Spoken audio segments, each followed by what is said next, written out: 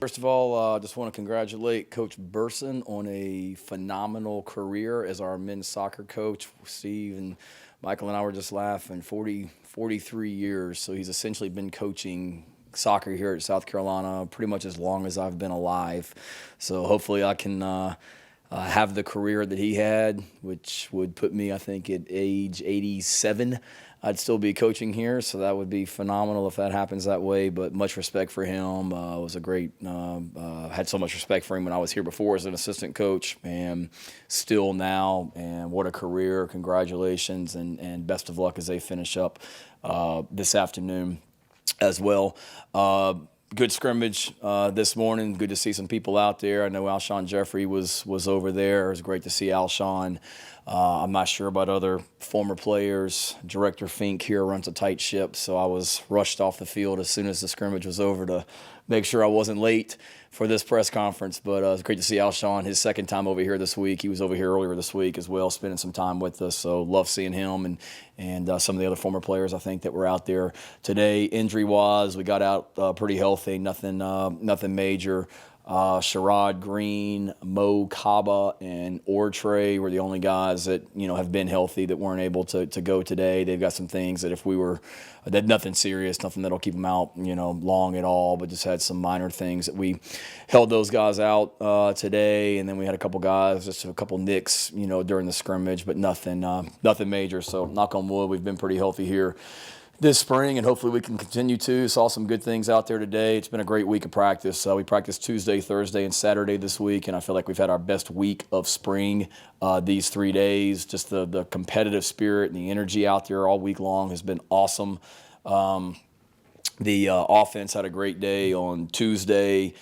Defense sat around for 2 days and heard about it and stewed on that, and they came out on Thursday and had a great competitive practice, and both sides did on Thursday, and then saw a lot of physicality out there this morning. Obviously in these things, there's some good you see offensively, and if it's good offensively, it's bad defensively, and vice versa. And in the first 24 plays of the scrimmage, the defense caused 3 turnovers, which that's great from a defensive standpoint. That's more than they had the entire practice on Thursday, and they did it in the first 24 plays, an interception and 2 fumbles, if I'm not mistaken. On the other hand, offensively, we can't do that, turn the ball over. That's how we get beat. We talk about not beating ourselves, and that's beating ourselves. Disappointing start overall, I felt like. The initial series that we had, first group offense versus first group defense, we had some pre-snap penalties, a penalty on offense pre-snap. We had 2 offsides penalties on defense on one series, and those are the things that get you beat, and we got to get that cleaned up. But the effort they played with was awesome. The physicality they played with was awesome. The energy, for the most part, out there was good. And the conclusion to a great week, and now we got to get ready for a big week coming up, culminating with the spring game on Saturday, and excited for that. So with that, be glad to answer any questions. David has the first one. Hey, Shane, thanks for doing this. You've obviously been a part of a lot of spring practices, a lot of spring games, and maybe it's some other locations where they maybe had a little more answered about the roster than what you're taking over. What was the approach for those final weeks of spring practice where you were, and what's the approach now? Is there a huge difference between the two? Not really. I mean, you're constantly trying to evaluate your personnel and get better, and we're 2/3 of the way done with spring practice right now, and got a pretty good feel for where we are. Other places I've been, you're going into that last week, trying to continue to get better. There's some situational things that we're going to continue to address. Today we did, red zone, we did short yardage, we did goal line, we did 2 minutes. This week we're getting into some coming out situations from a football standpoint. We're backed up on our 2-yard line offensively, and we're trying to get out of our own end zone. The defense is trying to stop us. We're going to get into what we call a 4-minute situation where we're winning at the end of the game, and we're trying to get some first downs to win the game.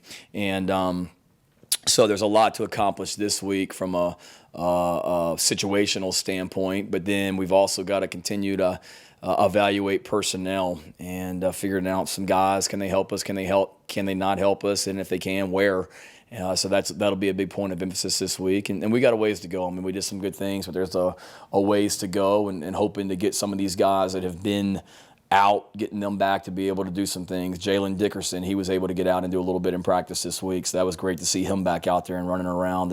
And we got to get Sherrod healthy, we got to get Mo healthy, and got to get Ortre healthy, and some other guys to get them work, because all of us need work, and that's no different than anywhere that I've been. But you're right, it is.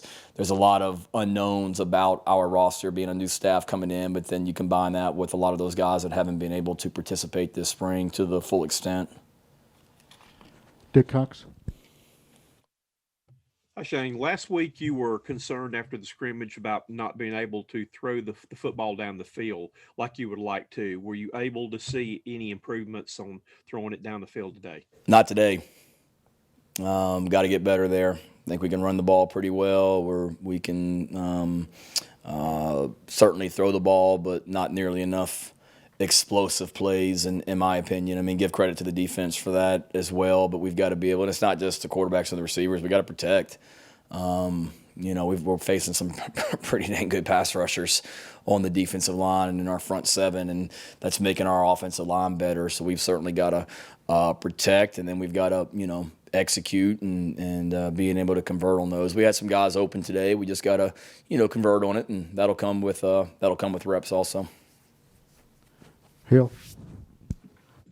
How did y'all split up the quarterback reps today? Was it mostly Luke with the first team again, or was it Luke primarily with the first team, and we had talked about getting a couple of those other guys some work with the first group, but Luke got the majority of the reps with the first team, and then those other guys mixed in there. We did some 7-on-7 pass skill work at the beginning of practice before the scrimmage, so those guys were able to get some throws in during that standpoint as well. But yeah, Luke continues to work with the ones and is doing a good job. Josh Kendall. Hey, Shane. I'm curious as to your perspective on the eternal fan question of why don't you throw to the tight end more?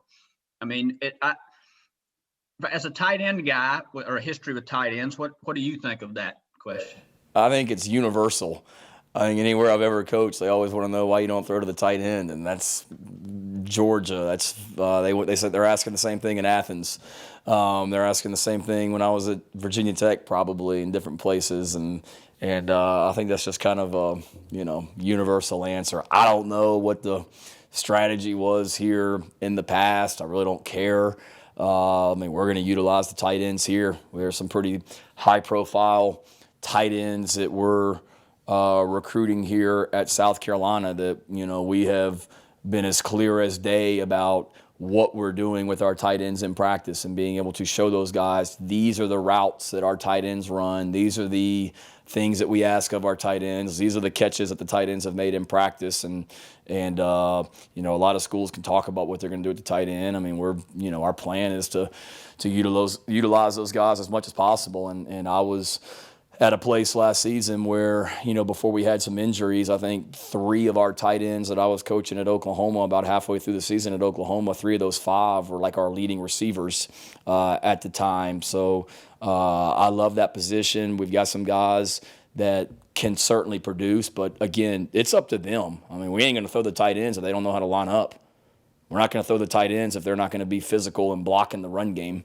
We're not going to throw to the tight ends if they can't pass protect. We're not going to throw the tight ends if, they're not being dependable on and off the field. And I'm not saying they're not, but, it's more to it than just throw the tight ends. I got to know what the heck to do, too. And we're competing at every single position. And I'm not going to have anybody catching balls out there that doesn't play with the physical toughness that we need them to play with. So, our guys at tight end need to do that, continue to do that better, and they produce, they'll get balls. That's what happened at Oklahoma. They were physical. They competed their butts off. We ran the ball so well that it opened up a lot of things in the passing game for those tight ends, and hopefully we can do that here at South Carolina. It feels like the NFL last few years, we have seen that position emphasized more. If you think that that's accurate, have you seen an impact on college game plans and even on recruiting in terms of guys who might want to get into a tight end pipeline? Yeah, because I think so many tight ends now they're glorified receivers. The year before I got to Oklahoma, Mark Andrews, who's a fantastic tight end now in the NFL. Mark Andrews at Oklahoma won the Mackey Award as the top tight end in the country, and very rarely did he put his hand in the ground in a 3-point stance and play tight end. So a lot of those guys are, glorified receivers that are playing tight end right now. But that also, you've got to have the ability to do that. So certainly I've seen that change because you can do so much with them. If we can take a Nick Muse or a Jaheim Bell and he's lined up at tight end in a 3-point stance one play, but then on the very next play he's lined up as a wide receiver, and then on the very next play he's lined up in the backfield like as a fullback, being able to move those guys around, that helps an offense, and it's challenging for the defense. Now when you've got 2 or 3 guys that you can do that with, and you got 3 tight ends on the field, and are you in a 5 wide receiver set and they're flexed out wide, or are you in a condensed set with 2 tight ends and with their hand on the ground and you're running the ball downhill and throwing play action? So when you have guys like that can do different things and have the skill set to do that, it opens up a lot for you offensively. Colin Taylor. Shane, what have you learned about this defensive group so far through spring, and especially on the back end with guys that have obviously, it's a thin group back there? It is thin. I really like the mentality and the physicality that they approach every day with. They come to work. That starts with Coach White and his staff, and like the way that they're bringing in each and every practice. I think we got a deep and talented defensive line that can disrupt things offensively. Linebacker, we're continuing to try and develop depth there. Having a couple guys out today that didn't scrimmage certainly didn't help. But those guys like a Brad Johnson, I'm excited about.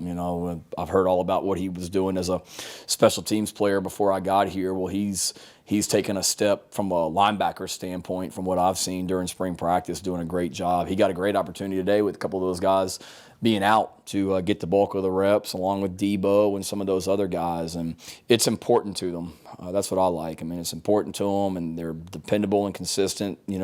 Those 2 guys mentioned, specifically, and then that whole defense. And like what they do. R.J. Roderick had a nice scrimmage today, I thought. He really played physical, had took on a block on a screen pass, threw his body in there and showed some physicality, and was very disruptive back there in the secondary. David Spalding, he's got a shoulder that's bothering him, but he got out there and, competed today. O'Donnell Fortune, he woke up with a little bit of a crick in his neck. I think he slept on it the wrong way, but got in here early and got a lot of treatment. Was able to go out there and compete. Marcellus Dahl, Landon Greer was a guy that has been playing safety, but we had to move over to corner today because we didn't have the depth at some spots, and those guys, there's a strong want to in that group on defense, and like the way they're approaching every day. Sounded like Les Miles there, a strong want to, didn't I? I think he said that one time. Hill. Sort of on the topic of lack of depth on defense, how much are you guys able to get on Zoom and talk to your guys who have signed, who are coming in later this year, and go over installs with them and kind of teach them? I obviously don't know how much you're not able to do because of rules or whatnot, but what are you guys able to do, and how much of y'all done? It's a good question. I'll be honest with you right now. I think we're just trying to, there's so many of those guys that are here right now. And the bulk of our time, not that we're not communicating with those guys that are signees and coming in, the bulk of our time has been spent with the current team and making sure they know what the heck to do and helping them learn what's going on offensively, defensively, and special teams, because that's a challenge and a work in progress. And then recruiting the guys that we're still recruiting that haven't made decisions. That's where the bulk of our time has been. We still communicate. I texted Bam Scott and Colby Fields this morning because about how eager I am to get those guys here, Juju McDowell and a lot of those guys. And those guys will all be here. I think the last week of May is when they arrive. So we'll, the NCAA is very good in regards to what we can do with our guys in the summertime. So we'll have a great opportunity. Once they get here the last week of May, you got the rest of May, all of June, and all of July to get those guys caught up from a schematic standpoint. Phil Kornbluth. Yeah, hey, Shane.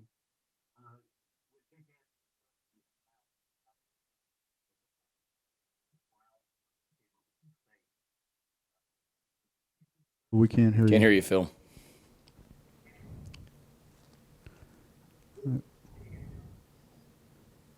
go on to, can you, Bill, you give it a go? Very faint. Can we go to the next guy, please? Yep, Dick Cox. Oh, You mentioned Debo just a second ago. He's a great interview, and it seemed like a really special young man. How is he progressing and fitting into the things you want to do? He's doing a good job, getting more and more comfortable. I mean, there's a lot coming at him. We ask a lot of our linebackers, you know, from a schematic standpoint, what they got to do, and Debo works at it. It's important to him. I mean, I think I mentioned in one of these press deals early on how you see him. He's first one here every morning, and you know, voluntary days. He's always in the weight room early. The days that we aren't practicing, he just seems like he's always here, and it's important to him. And he's very focused. He definitely plays with a chip on his shoulder, and definitely plays with a physicality each and every snap and a mentality, which I love. The thing with Debo right now is just, continuing to know and learn what to do so he can get out there and not have to think so much, but just go play. But the natural ability and the physicality, that flashes regularly, and like what he's about and what he brings to the position. Colin? And you mentioned wanting to see, I guess, better protection, offensive line. How would you evaluate that position over the course of spring? What do you want to see them do over this next week before things finish up? I think they've been good. I really have. A lot of our, some of the quote unquote sacks we had today, I'm sure the offensive line and offensive staff would argue they really weren't sacks. I blew the whistle. That was more of a judgment call because we're not hitting the quarterbacks in the spring. So Luke is a pretty good athlete, and probably a couple of those he may have gotten out of, but they can rush the passer. Our defense can, but I think our offensive line has done a nice job of from a protection standpoint.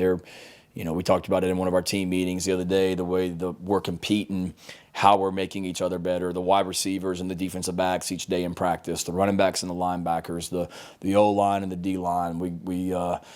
There's some really, really good players, and they're continuing to compete and make each other better. And today was no different. But no, I've been pleased with the protection, from the offensive line. We had a third down period today where we, went 7 plays and with the first group and 7 plays with the second group, and just scripted some third downs, 3rd and 11, 3rd and 9, 3rd and 6, situations where the defense is typically going to be turning those pass rushers loose and getting after the quarterback and coming. And I thought our offensive line did a nice job handling the pressure in that period and did a decent job for the most part.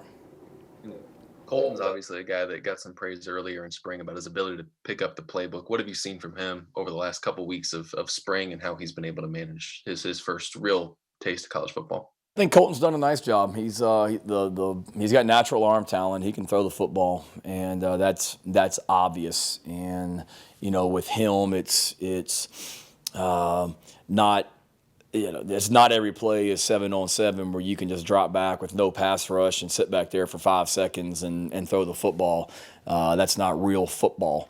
And so many of these guys, they play 7-on-7 and there's no pass rush. So I think with him, it's continuing to just get more and more comfortable back there when we are going 11-on-11, and he's able to sit back there and getting rid of the ball on time and understanding when it's a quick game protection and it's a 3-step drop that the clock in his head's got to be sped up. But mentally, I think he definitely knows what to do. If you ask him to draw up everything we're doing offensively and explain it to you, he works at it. He's up here all the time too, it seems, as well, and really putting in time to learn what we're doing offensively. Now going out there when you should be back in Georgia getting ready for prom probably tonight, he's out there going against a really good defense and a really good pass rush each and every day. So I think as things continue to slow down, he'll continue to get better and better. But right now I'm excited about where he is from a arm talent standpoint and his knowledge of the offense.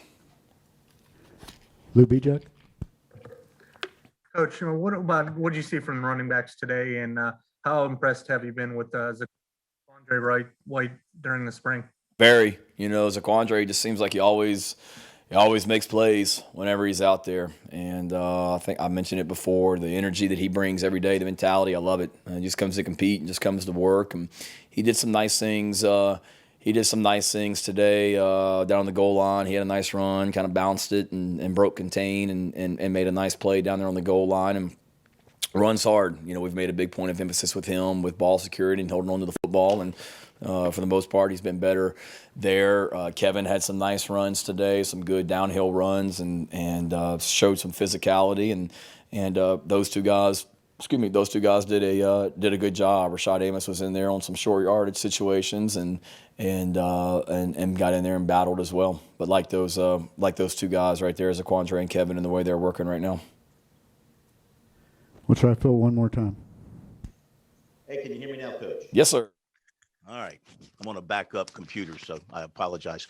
Going back to your comment early on about your down the field passing game, how great of a concern is that for you as you approach the end of spring?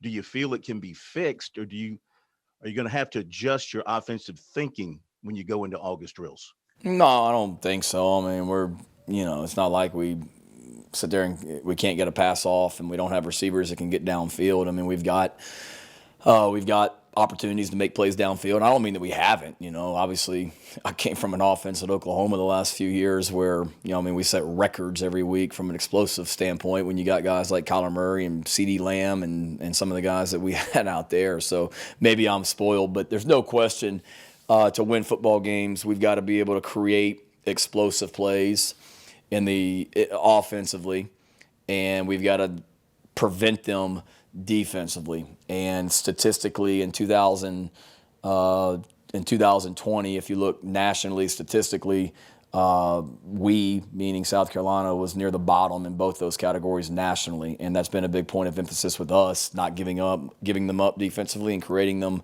offensively. So certainly you always want more, but no, we're not adjusting anything. We just got to continue to work at it and continue to get comfortable with those quarterbacks and those receivers and things like that. And we got to continue to call them when the situation allows and throw the ball downfield for sure. But we're not that far off. It's just not where we want it to be right now. And give our defense credit too. I mean, those defensive backs are doing a nice job preventing those, and linebackers and pass rush and all of it together. Last call for questions. Seeing none. All right. Thank you, Coach. Thank you. Coach, Enjoy the rest of back your on- weekend, guys. Yeah.